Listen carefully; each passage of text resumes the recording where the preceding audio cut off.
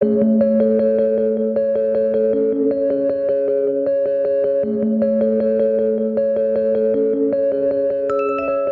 I was a young kid, my father would take out an Edison phonograph. بچپن میں میرے والد ہر سال تھامس ایڈیسن کی سالگرہ پر ایڈیسن کا فونوگراف بجاتے تھے جو انہوں نے 20 سال کی عمر میں خریدا تھا۔ 8 یا 9 سال کی عمر میں تھامس ایڈیسن میں میری دلچسپی پیدا ہوئی۔ 1990 کے وسط میں نے ای بے پر اکاؤنٹ بنایا، وہاں سیل پر لگا ایک بلب دیکھا اور اپنے والد سے اسے خریدنے کا کہا۔ انہوں نے قیمت پوچھی، میں نے کہا $200 کی نیلامی پر لگا ہے۔ وہ کہنے لگے ایک لائٹ بلب کے لیے $200 ناممکن۔ انہیں اپنے بچپن سے ایک ڈینٹسٹ کا خیال آیا جس کا اپنا ذاتی لائٹ بلب میوزیم تھا۔ ان کا نام ڈاکٹر ہکس تھا۔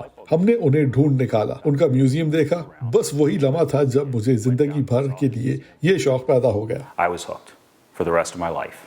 ریاست میریلینڈ کے رہائشی چیڈ شپیرو کا منفرد تاریخی بلب جمع کرنے کا شوق اب بھی اسی طرح برقرار ہے۔ انہوں نے اپنے آفس کے ایک حصے کو میوزیم میں بدل دیا ہے۔ ان کے پاس 1879 سے 1895 کے دور کے 400 نادر بلب ہیں۔ کلیکشن میں بلبوں کی تخلیق سے متعلق ہر طرح کی اشیاء موجود ہیں۔ ڈائنامو کہلائے جانے والے جنریٹرز، میٹرز، سوئچز، ساکٹس، ایک سسٹم کے وہ تمام حصے جو لائٹ جلاتے ہیں۔ اس کے علاوہ ایک بڑا حصہ تاریخی دستاویزات کا ہے۔ کل ملا کر تقریباً 1000 نادر اشیاء۔ تھامس ایڈیسن کو بلب کا موجد کہا جاتا ہے، لیکن اس میوزیم میں موجود اہم نوادرات ثابت کرتے ہیں کہ اس اہم دریافت کے پیچھے بہت سے دیگر افراد کی کاوشیں بھی شامل تھیں، جیسے سیاہ فام امریکی لوئس لیٹیمر۔ ایک اور اہم نام برطانوی موجد جوزف سوان کا تھا۔ جوزف سوان بھی ایڈیسن کی طرح ایک کامیاب بلب بنا رہے تھے اور دونوں نے صرف چند دن کے فرق سے بلب بنا کر پیٹنٹ کر لیے۔ اگر آپ برطانیہ جائیں تو وہ آپ کو بتائیں گے کہ جوزف نے پہلا بلب بنایا، یہاں امریکہ میں ہم کہتے ہیں ایڈیسن نے بنایا تھا۔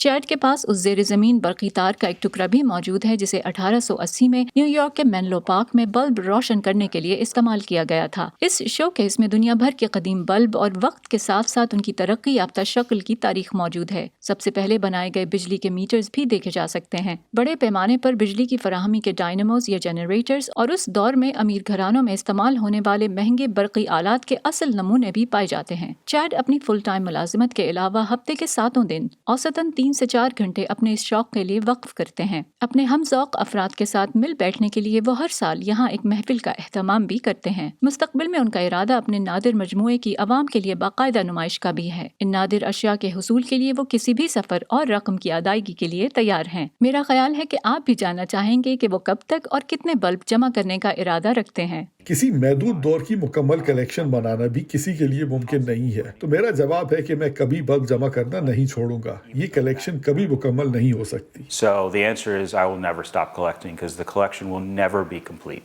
Faiza Bukhari, voice of America, میری لینڈ۔